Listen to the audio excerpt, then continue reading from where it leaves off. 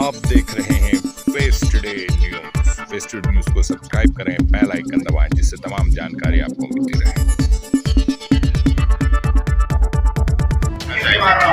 मैं बस यही कहना चाहूँगी, जो भूल हम पे की थी पिछले 35 साल से, जो हम भूल कर रहे हैं, हम कांग्रेस पार्टी की सरकार नहीं है उत्तर प्रदेश में, उस भूल को सुधारने का जो ये हमारे पास एक बहुत सुनहरा मौका है। क्योंकि आने वाले समय में 2024 के भी चुनाव है और हम चाहते हैं कि राहुल गांधी प्रधानमंत्री बने, और इसीलिए हम लोग जड़ को मजबूत करें। जो आज माहौल देख रहे हैं 2014 के बाद का, तो वो माहौल पूरा देश देख रहा है।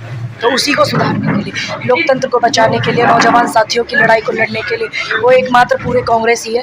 ये सबको पता है। बस ये हम लोग भटक गए थे, भूल गए थे आकर के इनकी बातों में। हम उसको सुधारना चाहते हैं, इसलिए राजीव त्यागी जी हमारे प्रत्याशी हैं सरगोदा नगर पंचायत से, तो उनके लिए वोट की अपील समस्त जनता से करती हूँ।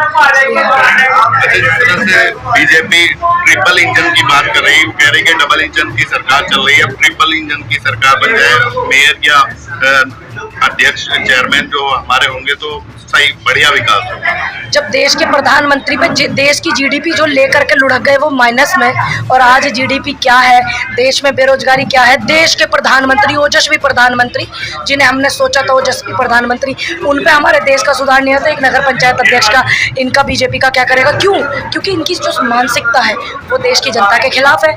एक छोटे से छोटा गाँव का प्रधान भी अपने गाँव को सुधार देता है अगर उसकी मानसिकता देश के प्रति, अपने गाँव के प्रति हो तो ये चीज़ें पॉसिबल है। तो उनके बोलने से, ये होर्डिंग लगाने से, ज़्यादा बकवासबाजी करने से कुछ नहीं होता। जनता काम मांगती है, जनता हिंदू मुस्लिम नहीं मांग रही है, जनता बेरोजगारी जो है उसको खत्म चाहती है, जीडीपी को आगे बढ़ाना चाहती है। हमारे प्रधानमंत्री मनमोहन सिंह थे, जब हमारी जीडीपी 14 थी, 2014 में 11 पॉइंट कुछ थी, ठीक। तो ये आप देखिए, ये माहौल हमें बदलना है। आज बेटियों के बलात्कार हो जाते हैं। कांग्रेस की सरकार में एक बेटी का बलात्कार हुआ था, आपको पता ही होगा, कितना चर्चित रहा था वो कांड दिल्ली में।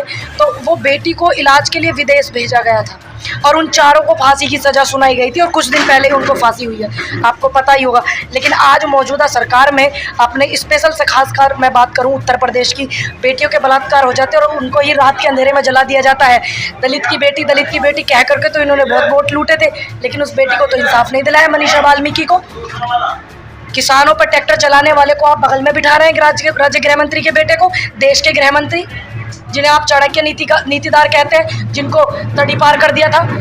ये नीति नहीं चलेगी, हम इस नीति का विरोध करते हैं। माफिया प्रदेश छोड़कर भाग रहा है योगी राज में, और पनप जो रहे हैं उनका भी बताइए जो पनप रहे हैं। एक माफिया जाता है तो 4 तैयार हो जाते हैं। हमें इस बात से दिक्कत है, हमें सिस्टम की नाकामी से दिक्कत है। अगर कोई माफिया, किसी माफिया ने, चाहे आप ये उत्तर प्रदेश में जिस बात पे आप सवाल कर रहे हैं खुल करके बोलिए भाई, आजाद भारत के पत्रकार हैं, किस माफिया की बात कर रहे हैं आप?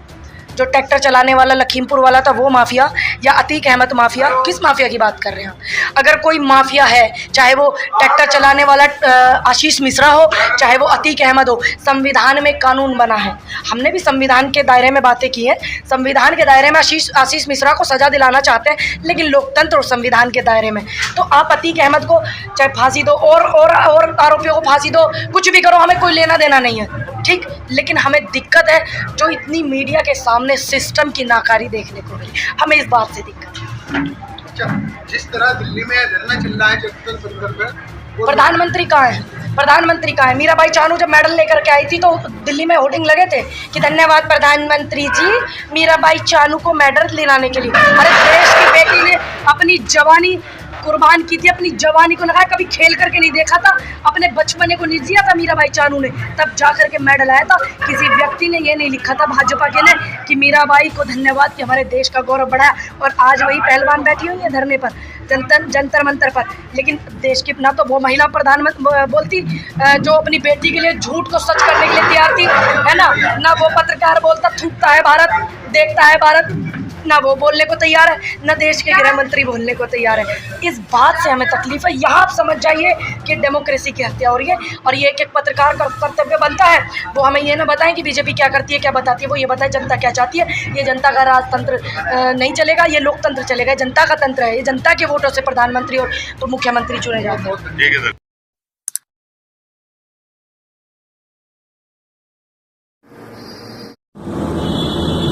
को सब्सक्राइब करें, बेल आइकन दबाएं, जिससे आपको तमाम ताज़ा खबरें मिलती रहेंगी।